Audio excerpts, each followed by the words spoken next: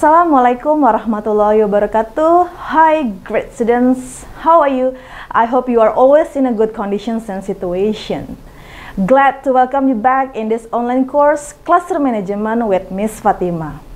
So, today's lesson is going to discuss an interesting topic. It is about teaching learning materials.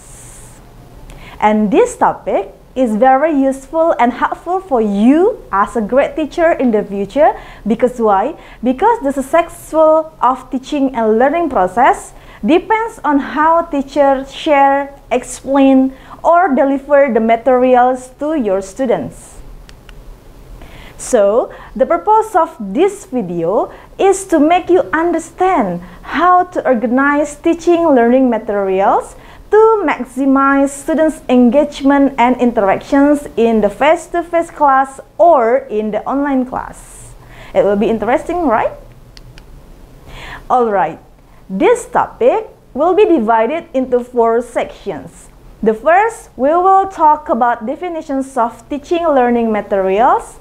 Second, we will talk about the importance of teaching learning materials. The third, we will talk about types of teaching learning materials. And then the fourth, we will talk about a number of strategies of teaching learning materials. And the last, I will show you the examples of teaching learning materials. Without further ado, let's discuss the first sections. It is definitions of teaching and learning materials. According to Lewis 2019, the term of teaching learning material refers to a spectrum of educational materials that teachers use to support specific learning objectives as set out in lesson plans. And then teaching learning materials is also known as instructional materials. It's very important that your instructional materials are both accessible and copyright compliant. When you create materials that are accessible, you ensure that your students who need the use of technology can access them without barriers. On a similar note, creating or selecting materials that are copyright compliant helps ensure your course doesn't violate the copyright protections of any content you choose to use. For example, when you use video from YouTube, don't forget you have to attach the copyright. And these actions isn't just a legal concern. By doing this, you set a good academic example for your students. You also have to make sure that your instructional material are reader-friendly on multiple devices. Because according to Kleinfelter, Aslanian, and Magda 2019, 56% of online college students use a smartphone or tablet or laptop to complete at least some of their online course related activity. Can you imagine that? 56%. That's a huge number, right? By ensuring that your students can access your instructions on their smartphones, tablets, and across different operating systems, you help them eliminate any barriers to entry that might exist. Furthermore, by making your instructions available across these platforms, you give students more opportunities to study, hopefully setting them up to succeed. In addition, using teaching learning materials or instructional materials can greatly help students in the learning process because the learning process becomes more exciting, interesting, and interactive. So whatever form your instructional materials take, it is very critical that they engage your students. In the face-to-face classroom, observing engaging is very easy. Your students are listening to your lecture and then taking notes of what you are explaining or showing other signs of attentiveness. But that isn't always the case online.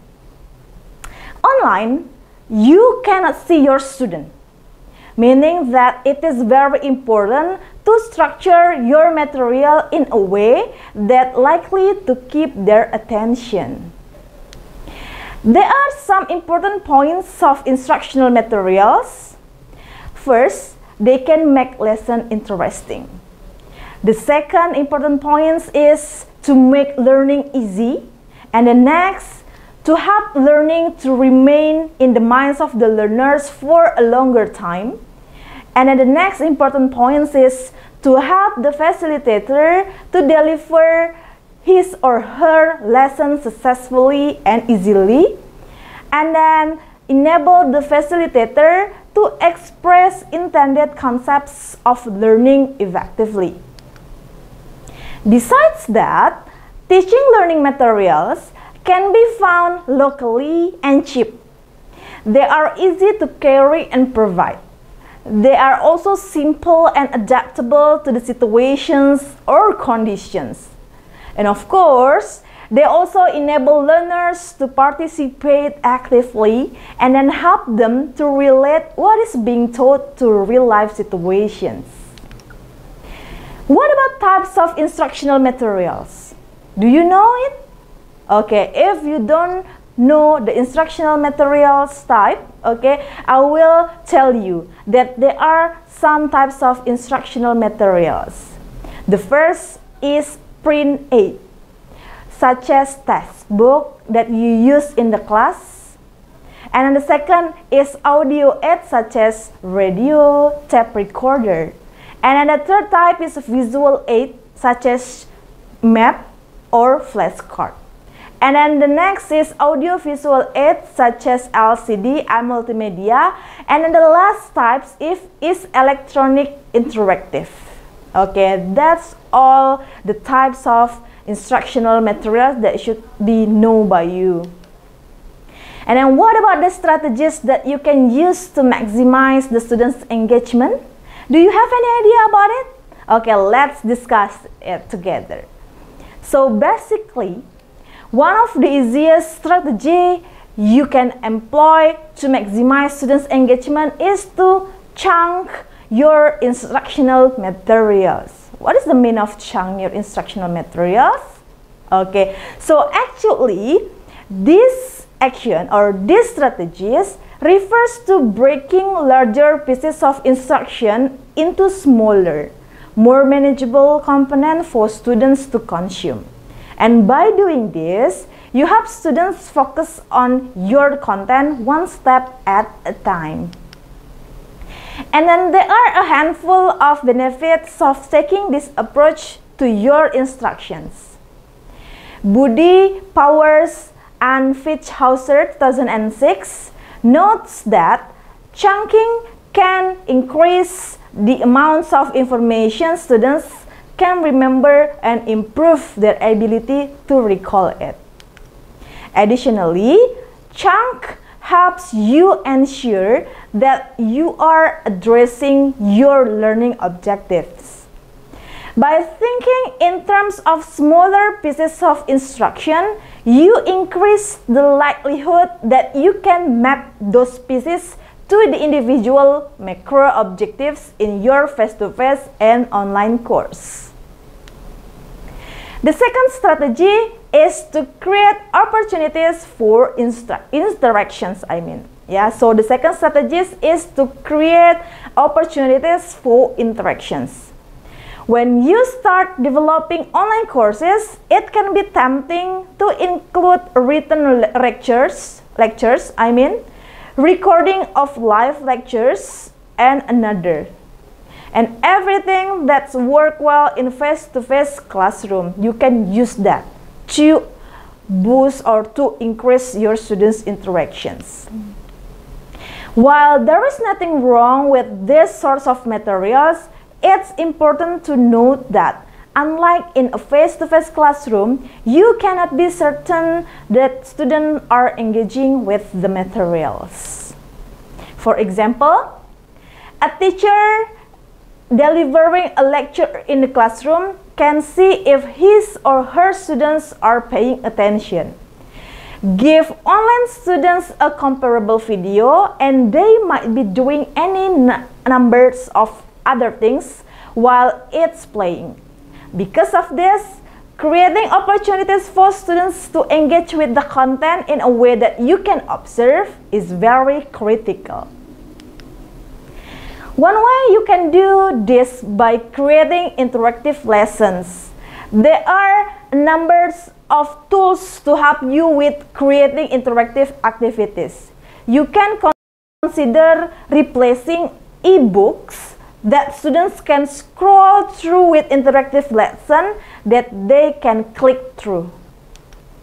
Next, one popular strategy for increasing engagement with instructional materials or teaching learning materials is to use multimedia. While this can take multiple forms, for our purposes, we are going to look at the use of things like image, graphs, and charts that work alongside your written materials. As you might imagine, supplementing your text with these types of media can help engage students, or you can engage your students by drawing their attentions to and reinforcing major points. For example, if a video lecture for classroom management course include a discussions on seating arrangement, and then you show the examples of seating format, it can help reinforce the concept being discussed. While using multimedia in this manner can help reinforce these important points, it's important to note that if you are going to use them, you need to make sure they are used strategically. Now, we come to the next discussions. It is the examples of instructional materials. Now, for this session, I really suggest you not to skip this part because it will be interesting and I'm really sure that you will get some useful information. Okay, now we will talk about the developments of teaching and learning materials first. Actually, for the developments of teaching and learning materials, there are three categories. The first is projected aids such as slides, LCD projectors, audio and video conference like Zoom. And then the second category is non-projected aids such as flashcard, printed materials. And then the last category is audio-visual aids such as graphic aids and activity aids such as games. According to Lewis' article at thoughtco.com, actually there are some examples of teaching learning materials that might be suitable for teachers and students, such as storybook, videos, game, flashcard, manipulative, computer apps, and the last visual aids. Okay, let's discuss them one by one. We start from storybook. Okay, if you ask the teacher and then you use a storybook for your teaching learning process, it can make great teaching learning materials. You can read this book to your student and then ask them write a brief essay summarizing the book, and then the last you have asked them explaining what they thought of the story. And then the second is video. Right, in this digital age, there are plenty of websites that offer free educational videos for students. And these videos provide real and visual image that can help enliven learning. But you must be careful to choose videos that have real educational value. You may visit some websites that offer free learning materials such as from BBC, VOA, or TED-Ed, or Randall's Lab. And then the third is games. In the process of teaching and learning, games can be helpful because the student can learn a variety of important skills. The benefits of playing games in the class is to make students become more motivated to learn, pay attention, and participate in set tasks. And in the fourth, we will talk about flashcard. Okay, even in this age of internet-based learning materials, flashcard can be useful for students with learning disabilities such as dyslexia. Printing high-frequency words on the fronts of the flashcard with short definitions on the back can create a good learning tools for students who have auditory or visual learning styles. And in the fifth, we will talk about manipulatives.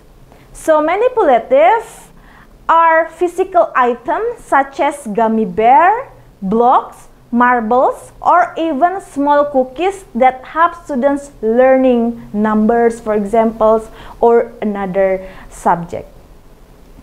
And then the sixth, it is computer applications.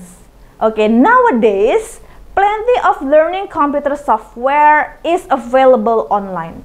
Interactive software program can help English language learners study grammar and other elements of English language. And moreover, teaching learning materials can make the process of teaching and learning easy and interesting. So, while selecting the materials, you as the teacher in the future should take care of some points such as relevancy, suitable material, practical, objective attainment, learner-centered activity or material, and then the last, simple and educative materials. So you have to think about it if you become teacher in the future. Meanwhile, in online environment, you as the teacher can use multiple forms of teaching learning materials or instructional materials. For example, you can use written ebooks, video lectures, or you can apply interactive lessons and another. So for conclusions, teaching learning material is a learning aid that teachers use to support and achieve specific learning objectives. I have mentioned that there are some types of instructional materials such as print aids, audio aids, visual aids, audiovisual aids, and the last, electronic interactive. There are also 3 strategies mentioned that can be used by you to maximize student engagement. They are to chunk your instructional materials, the second, to create opportunities for interactions, and then the last strategy is to use multimedia. Besides that, I have mentioned so many examples of instructional activities. You may use them freely and creatively. So, it can be said that instructional material or teaching learning material plays an important role in your course because it is vehicle students use to get the knowledge, skills, and confidence they need to achieve their learning goals. Alright, I think that's all information that I can share to you. I have explained you the definitions and then the importance of teaching learning materials, the types of teaching learning materials, and then I mentioned the strategy that you can use by you as the teacher in the future to maximize the students' engagement and interactions. And then the last, I have mentioned some examples that can be chosen by you for your class later on. And I hope you can implement this interesting material when you become a teacher in the future. So once again, I said that don't ever stop learning and enrich your knowledge. Thank you for your attention. See you on the next video. Wassalamualaikum warahmatullahi wabarakatuh. Have a great day.